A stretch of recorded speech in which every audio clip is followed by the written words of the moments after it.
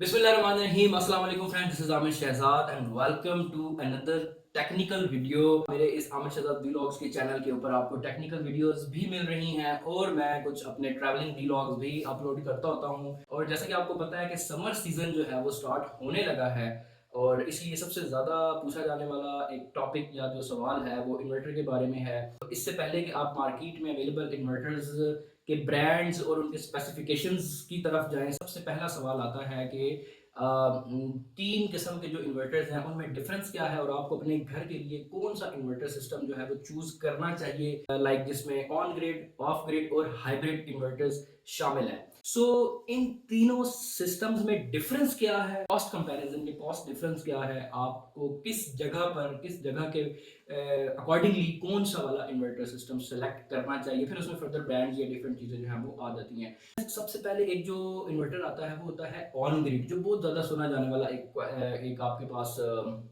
नाम आता है। और बहुत सारी जो कंपनीज इंस्टॉलेशन प्रोवाइड करती हैं इन्वर्टर्स की, सोलर इन्वर्टर्स की, वो ऑन ग्रिड यूज़ करती हैं, जो कि यूजुअली नेट मीटरिंग के लिए कंपैटिबल भी माना जाता है, बोला जाता है या उसको कंसिडर किया जाता है। तो ऑन ग्रिड, ऑफ ग्रिड और हाइब्रिड में फ़र्क क्या है, पहले हम इस डिफरेंस को देख लेते हैं। तो फ्रेंड्स, ऑन ग्रिड वो इन्वर्टर सिस्टम या सोलर सिस्टम होता है जिसमें आपका एट अ टाइम एक ना एक सोर्स का होना ज़रूरी है। यानी कि ऑन ग्रिड आपका जो सिस्टम है, बेसिक डिफरेंस उसके अंदर आप बैटरी इंस्टॉल नहीं कर सकते हैं। यानी कि आपका अगर डे टाइम में सोलर इलेक्ट्रिसिटी बना रहा है तो उसको आउटपुट देने के लिए वापडा से यानी ग्रिड से आपको इनपुट मिलना ज़रूरी है। अगर आपका ग्रिड किसी भी टाइम पे यानी वापडा की जो लाइट है वो किसी भी टाइम पर बंद हो जाती है तो एक तो आपका जो सोलर बिजली बना रहा है वो ना तो उसमें बैटरी में स्टोर करने का फीचर है और इसके अलावा ना वो आपके घर के लोड को भी इलेक्ट्रिसिटी प्रोवाइड नहीं कर सकता। ठीक है, वो ऑफ हो जाता है। और इसी तरीके से वो नेट मीटरिंग अगर उसके ऊपर हुई है तो वो आपका ग्रिड फीडिंग को भी बंद कर देता है। तो ऐसे सिस्टम में लोग क्या करते हैं, लोग फिर छोटे साइज का कोई इन्वर्टर या यूपीएस उस बड़े साइज के ऑन ग्रिड इन्वर्टर के आउटपुट पर इंस्टॉल करते हैं। अच्छा, ऑन ग्रिड का जो फायदा है वो क्या होता है कि ऑन ग्रिड इन्वर्टर को आप नेट मीटरिंग में ज़्यादातर यूज़ करते हैं, यानी कि बिजली की या इलेक्ट्रिसिटी की प्रोडक्शन होती जा रही है और वो बैकएंड पे या ग्रिड को फीड करता जा रहा होता है। इसकी कॉस्ट और इसकी एप्लीकेशन किस जगह पर ये यूज़ होता है उसकी तरफ मैं अभी आता हूँ। इसके बाद आपके पास आ जाता है of grid inverter. Of grid inverter वो इन्वर्टर होता है जिसमें वापडा की ज़रूरत नहीं होती, यानी कि जो ग्रिड है उसकी इनपुट नहीं उसको दे सकते हैं, वो जस्ट इलेक्ट्रिसिटी प्रोड्यूस करता है सोलर पैनल्स के थ्रू और उसके बाद उसको बैटरीज में स्टोर करता है।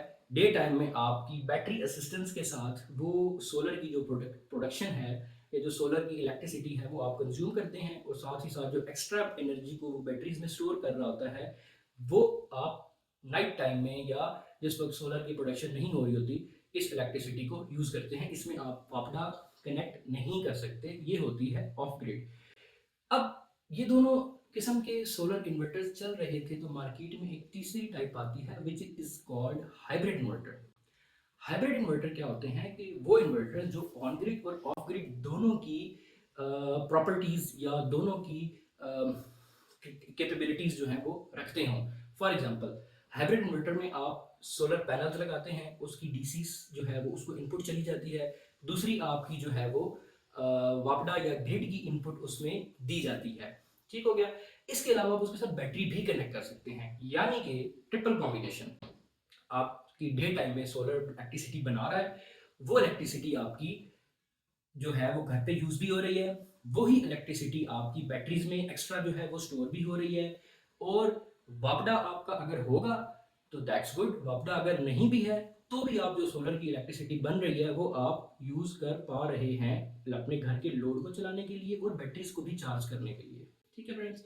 अच्छा, अब इसके अलावा एक चीज़ मज़ीद आ जाती है कि जो हाइब्रिड इन्वर्टर है क्या उसके ऊपर नेट मीटरिंग की जा सकती है? तो यस, हाइब्रिड इन्वर्टर के ऊपर नेट मीटरिंग का फीचर भी अवेलेबल है।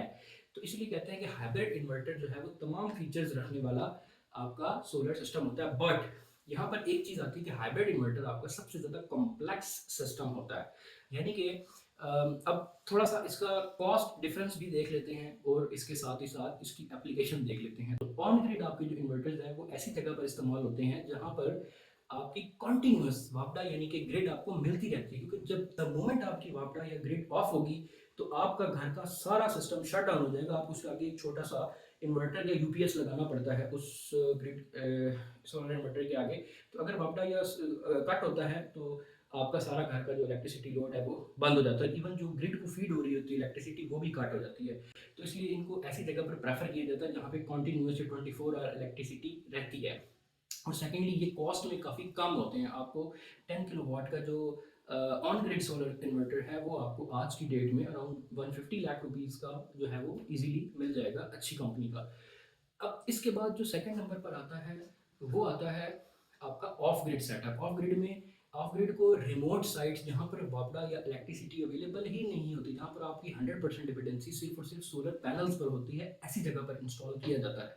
ठीक है। और उस जगह पर आपको एनर्जी को स्टोर करने के लिए बहुत बड़े लेवल पे आपको बैटरी बैंक या बैटरी का सेटअप लगाना पड़ता है। बैटरीज आपको पता है काफ़ी कॉस्टली। अगर आप लेड एसिड बैटरीज पर जाते हैं या जिसमें डीप साइकिल वाली आपकी ट्यूबुलर बैटरीज होती हैं, इन पर जाते हैं तो वो कॉस्ट में ज़्यादा चली जाती हैं। मजीद आप एक स्टेप ऊपर जाते हैं तो आपकी लिथियम आयन बैटरीज वो और ज़्यादा कॉस्ट में ऊपर चली जाती है। तो बहुत ज़्यादा एक्सपेंसिव सेटअप होता है ये। इसमें आप नेट मीटरिंग भी नहीं कर सकते हैं। तो ये सिर्फ ऐसी जगहों पर जहाँ पर वापडा या इलेक्ट्रिसिटी नहीं है, ये वहाँ पर रिकमेंड किया जाता है। तो ऑफ ग्रिड आज के दौर में ना होने के बराबर लोग जो हैं वो लगाते हैं।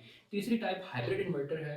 ये हाइब्रिड इन्वर्टर्स छोटे घरों से लेकर बड़े घरों तक लगाते हैं। छोटे घरों के सेटअप तक के लिए तो हाइब्रिड इन्वर्टर बड़े सक्सेसफुल होते हैं, लेकिन वंस आप 4, 5, 6 किलोवाट से जब ऊपर जाते हैं तो फिर रिकमेंडेड होता है कि आप ऑन ग्रिड इन्वर्टर की तरफ चले जाएं, क्योंकि हाइब्रिड इन्वर्टर आपको 4 से 6 किलोवाट तक कॉस्ट लेस करते हैं। यानी कि 6 किलोवाट का जो इन्वेरिक्स कंपनी का जो सोलर इन्वर्टर है वो कॉस्ट करता है आपको 3 से 4 लाख रुपए का। और उसके साथ आपको 48 वोल्ट्स बनाने होते हैं, तो डेफिनेटली आपको 12 वोल्ट की 4 बैटरीज कनेक्ट करनी होती हैं। ठीक है। जिस वजह से कॉस्ट 6 किलोवाट में भी काफ़ी हाई हो जाती है। वंस आप इससे ऊपर जाते हैं तो वो भी आपको कॉस्टली पड़ता है। और इसी तरीके से जो 4 किलोवाट है वो एक रीजनेबल अमाउंट में सिस्टम जो है वो आपका बन जाता है। और वैसे भी जब 4 किलोवाट का सेटअप है तो उसमें आप नेट मीटरिंग अगर करवाते भी हैं तो आपकी डेली की प्रोडक्शन सिर्फ इस लेवल की होती है, ये इतनी सी होती है। जैसे मेरे पास 4 किलोवाट का सेटअप है तो वो डेली की मैक्सिमम भी अगर वो प्रोड्यूस करे इलेक्ट्रिसिटी तो वो 24 से 27 यूनिट्स प्रोड्यूस कर सकता है पीक आवर्स में, अच्छे डे सनी डे में। तो वो महीने के तकरीबन बनते हैं 700 यूनिट्स के करीब। ठीक है। अगर आप इसमें से आपकी घर की जो इलेक्ट्रिसिटी कंजम्पशन है 300 यूनिट 400 यूनिट है या 500 यूनिट है, विद वन सिंगल एसी आपकी इतनी बन जाती है तो रिमेनिंग आपकी कोई ज़्यादा क्वांटिटी नहीं बचती। तो इसलिए इससे ऊपर जब जाते हैं तो ऑन ग्रिड की तरफ चले जाते हैं। बट हाइब्रिड में आपको ये बेनिफिट होता है कि आपको दोनों फीचर्स मिल जाते हैं। अलबत्ता अगर 4 किलो वाट के सेटअप के साथ जो कि लो कॉस्ट में बनेगा, आपकी अगर नेट मीटरिंग आप करवा लेते हैं साथ में तो आपको एडिशनल बेनिफिट मिल जाता है।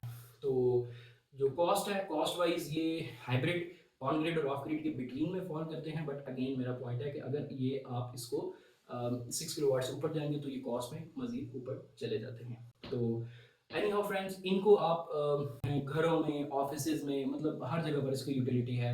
इसमें कोई ऐसी लिमिटेशन नहीं होती हाइब्रिड इन्वर्टर में कि इलेक्ट्रिसिटी चली जाएगी तो आप बैटरी में स्टोर्ड एनर्जी भी यूज़ कर सकते हैं। आप सोलर की उस टाइम की जो प्रोडक्शन हो रही होती है वो भी यूज़ कर सकते हैं। एंड ऑल दैट, ये तमाम फीचर्स इसके अंदर होते हैं। ठीक है फ्रेंड्स, तो ये था एक शॉर्ट सा कंपैरिजन वीडियो। और मज़ीद इंशाल्लाह इनके ऊपर नेक्स्ट वीडियो में लेकर आऊँगा जिसमें मज़ीद आपके कुछ क्वेश्चन क्यूरीज जो हैं उनको मैं क्लियर करूँगा। और हम फर्दर जो सोलर पैनल्स आज की डेट में उनके प्राइसेस हैं उनको भी हम डिस्कस करेंगे। तो मिलते हैं इंशाल्लाह फिर नेक्स्ट वीडियो में। टेक केयर एंड अल्लाह हाफिज़।